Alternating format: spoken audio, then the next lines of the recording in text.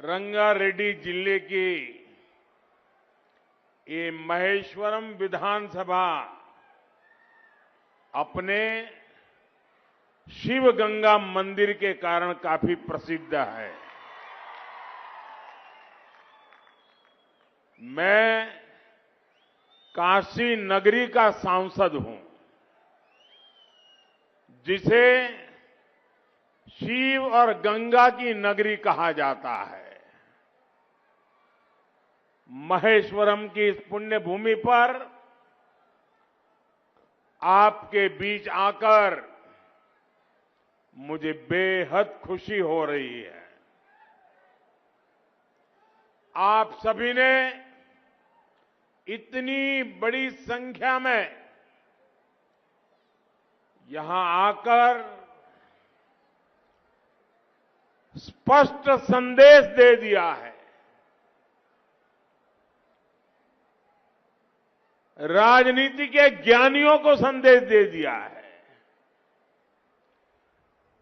दिल्ली में air condition bed में बैठ करके बड़ी बड़ी बातें करने वालों को संदेश दे दिया है कि तेलंगाना में बीजेपी के लिए विश्वास लगातार बढ़ रहा है। तेलंगाना बीजेपी को मौका देने के लिए यहां की जनता जनार्दन तत्पर दिख रहा है। నా కుటుంబ సభ్యులారా, तेलंगाना के पास टर्मरिक है, तेलंगाना के पास टैलेंट है, तेलंगाना के पास ट्रेडिशन है, तेलंगाना के पास टेक्नोलॉजी है।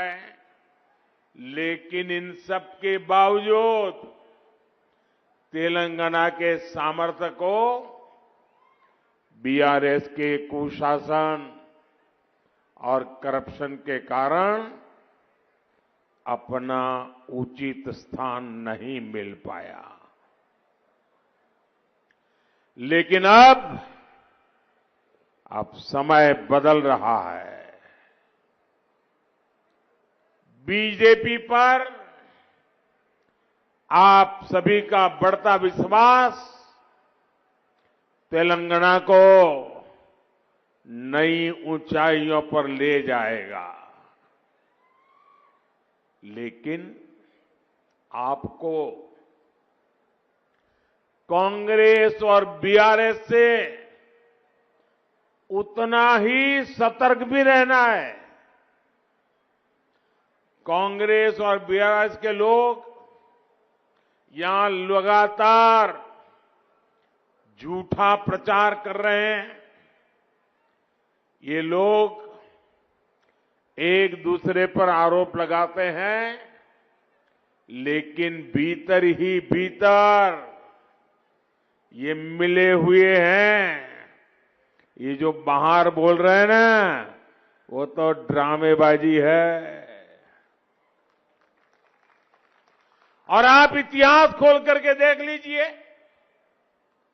इनका रिश्ता तो 40-50 साल पुराना है।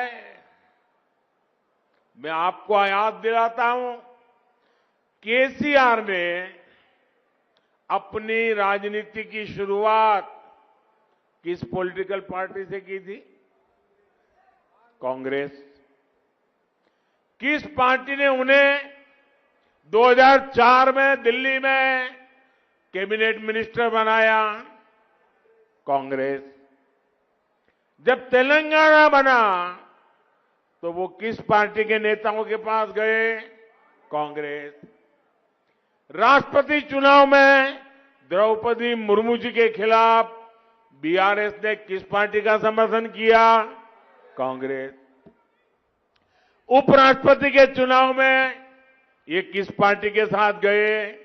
कांग्रेस। अरे इतना ही नहीं, हमारी सरकार के खिलाफ कुछ दिन पहले जो पार्लियामेंट में अविश्वास प्रस्ताव आया तो ये बीआरएस ने किसको साथ दिया? कांग्रेस। तो इनका असली दोस्त कौन है? इनकी मिलीभगत किससे है? उनका नाता किससे है? और तेलंगाना के मेरे भाइयों बहनों, ये भी याद रखिए, मैं अब भाजपा की पहचान बताता हूं आपको। आप याद कीजिए वो कौन सी पार्टी थी? इन्हें हुजराबाद में हराया बीजेपी ने हराया। किस पार्टी ने इन्हें दुबक्का में हराया? बीजेपी ने। किस पार्टी से जीएचएमसी के चुनाव में हारते हारते बच गए? बीजेपी। और इसलिए ये सबसे ज्यादा किससे डरते हैं? बीजेपी से। दोनों डरते हैं। ना कुटुंब सभ्युलारा, महेश्वरम की ये सीट इसकी सबसे बड़ी मिसाल है कि कांग्रेस और बीआरएस कैसे एक ही सिक्के की दो बाजू है। यहां पर पिछली बार भी लोग बीआरएस के खिलाफ थे। आप लोग अच्छी तरह समझ गए थे कि बीआरएस ने इस क्षेत्र की उपेक्षा की है, आपके विश्वास को तोड़ा है। इसलिए तब आपने बीआरएस को हराने का फैसला किया, आपने कांग्रेस को वोट दिया। लेकिन हुआ क्या? कांग्रेस की प्रत्याशी ने अपनी पार्टी छोड़कर बीआरएस ज्वाइन कर ली और सरकार का हिस्सा भी तक बन गई। यानी तेलंगाना में कांग्रेस को दिया हुआ हर वोट वो बीआरएस को ही मजबूत करता है। बीआरएस सरकार को हराने और हटाने के लिए आपकी सबसे विश्वसनीय साथी कोई है, आपके सपनों के लिए काम करने वाला कोई है, तो सिर्फ और सिर्फ बीजेपी पार्टी है। और तेलंगाना के मेरे नौजवान, मेरी बात लिख करके रखिए। तेलंगाना की माताएं, बहनें, किसान, युवान, मजदूर, दलित, आदिवासी, पिछड़े, सब लोग, मैं आपको गारंटी देता हूं, आपके सपने ये मोदी का संकल्प है।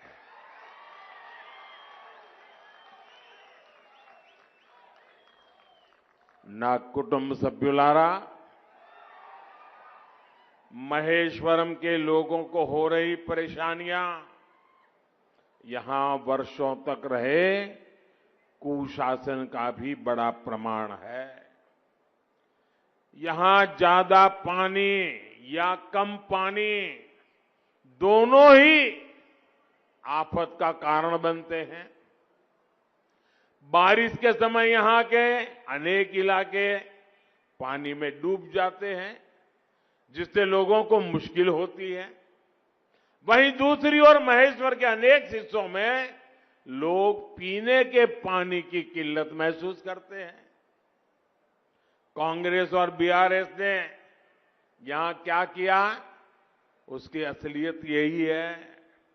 लेकिन मैं आपको विश्वास दिलाता हूं, आप बीजेपी को सेवा का मौका देंगे तो बीजेपी जल्द से जल्द इस समस्या का भी समाधान करेगी। ना कुटुंब सभ्युलारा, कांग्रेस और केसीआर सोच से, समझ से, कार्यशैली से स्वार्थी है और समाज का विरोध, उसमें से राजनीति खोजना,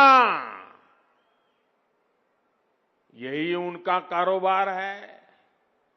इन्हें 3 बातों से बहुत नफरत है। पहला, इन्हें विकासवादी राजनीति से नफरत है।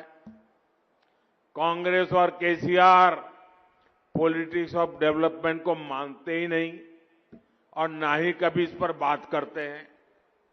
इनके भाषणों में सिर्फ नकारात्मक बातें और दूसरे को गालियां, और उनके लिए तो मोदी सबसे ज्यादा फेवरेट है।